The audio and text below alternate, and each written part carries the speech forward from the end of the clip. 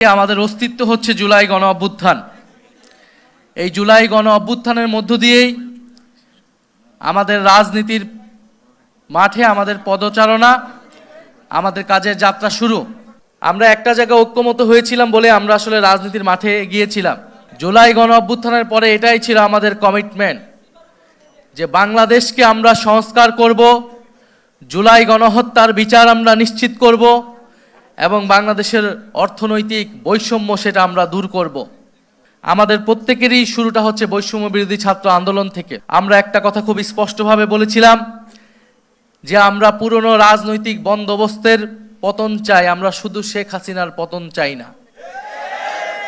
এমন একটা বন্দোবস্ত প্রতিষ্ঠা করতে চাই যেখানে বারবার বাংলাদেশকে স্বৈরতন্ত্রের কবলে পড়তে হবে না, বাংলাদেশকে বারবার বাংলাদেশের ছাত্র জনতাকে রাজপথে এসে জীবন দিতে হবে না। এদেশের মানুষের বৈষম্য দূর হবে, এদেশের মানুষের অধিকার নিশ্চিত হবে, এদেশের স্বাধীনতা, সার্বভৌমত্ব এবং জাতীয় মর্যাদা নিশ্চিত হবে। বাংলাদেশ কারো তাবেদার রাষ্ট্রে পরিণত হবে না। এই ছিল আমাদের গণ অভ্যুত্থানের আকাঙ্ক্ষা এবং কমিটমেন্ট। বাংলাদেশে এই গণ অভ্যুত্থানে সবচেয়ে বড় ভূমিকা রেখেছে বাংলাদেশের ছাত্র সমাজ। বাংলাদেশ বারবার যখন সংকটে পড়েছে, বাংলাদেশের মানুষের পক্ষে, এই রাষ্ট্রের পক্ষে এসে দাঁড়িয়ে দিয়েছে কারা?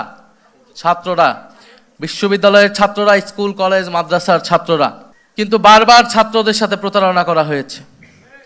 আমরা 90-এর গণ অভ্যুত্থানে দেখেছি, 90-এর গণ অভ্যুত্থানেও কিন্তু ছাত্ররাই সম্মুখ সারিতে থেকে স্বৈরাচারের পতন ঘটিয়েছিল। কিন্তু 90-এর গণ অভ্যুত্থানের পরে এদেশের রাজনৈতিক দলগুলো ছাত্র সমাজের সাথে প্রতারণা করেছিল। আমরা একই জিনিস দেখতে পাচ্ছি 24-এর গণ অভ্যুত্থানেও। 24-এর গণ অভ্যুত্থান করেছে ছাত্ররা, জীবন দিয়েছে সাধারণ মানুষ, কিন্তু তার ফল ভোগ করছে এখন নানান রাজনৈতিক শক্তিরা। যারা সরকার দলে রয়েছে তারা জনগণের বিরুদ্ধে আবার অবস্থান নেওয়ার চেষ্টা করছে। যেদিন শপথ নেওয়া হলো, শপথের প্রথম দিনই আমরা দেখলাম তারা শপথ গ্রহণ করলেন না। সংস্কার পরিষদের সদস্য হিসেবে তারা শপথ গ্রহণ না করে গণভোটে গণরায়ের বিরুদ্ধে অবস্থান নিল। যেখানে এই নির্বাচন হয়েছে, গণভোট হয়েছে, গণভোটের যে আদেশ, সে আদেশে স্পষ্টভাবে বলা আছে একই দিনে শপথ নিতে হবে। কিন্তু তারা আওয়ামী লীগের মতোই সংবিধানের দোহাই দিয়ে এই সংস্কার পরিষদের শপথ নেওয়া থেকে বিরত থেকেছে। যদি সংস্কার পরিষদের সদস্য হিসেবে তারা শপথ না নেয়, তাহলে এই জাতীয় সংসদের আসলে এক আনা মূল্যও নাই। কারণ বাংলাদেশের মানুষ আমাদেরকে ভোট দিয়েছে, গণভোটে হায়ের পক্ষে ভোট দিয়েছে সংস্কারের জন্য।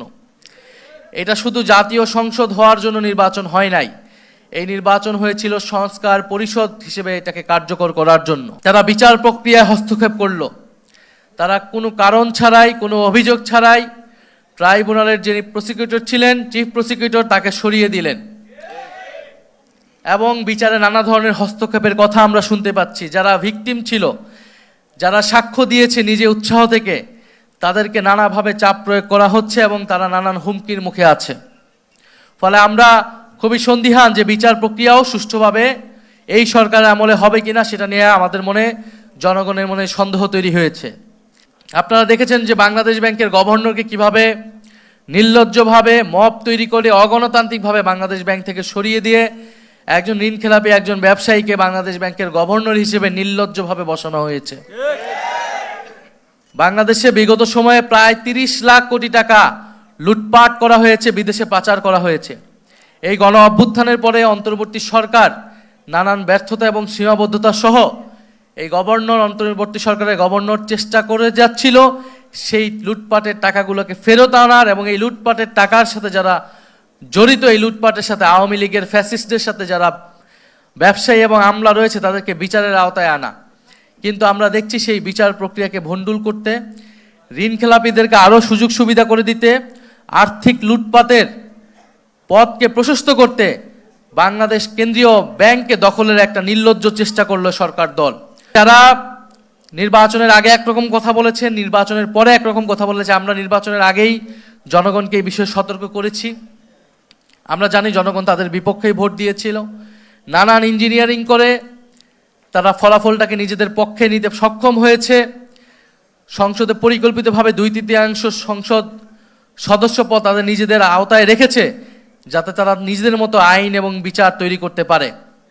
যেরকমটা 2008 সালে আমরা দেখেছিলাম, আওয়ামী লীগ একচেটিয়াভাবে বিরোধীদেরকে এক পাশে ঠেলে নিজেদের সংসদ করায়ত্ত নিয়ে সংবিধানকে নিজেদের মতো পরিবর্তন করে দেশকে নিজেদের মতোভাবে পরিচালিত করেছে।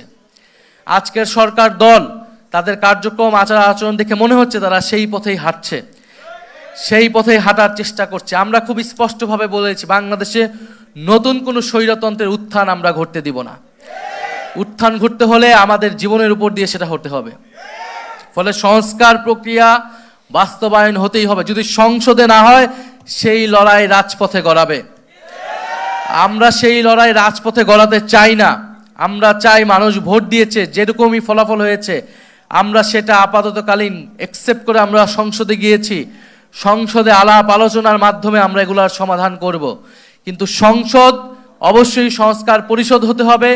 যদি সংস্কার পরিষদ না হয়, সংসদে যদি কথা বলার জায়গা না থাকে, তাহলে সেই লড়াই রাজপথে গড়াবে। আমরাও রাজপথের প্রস্তুতি আমরা নিচ্ছি ইনশাল্লাহ।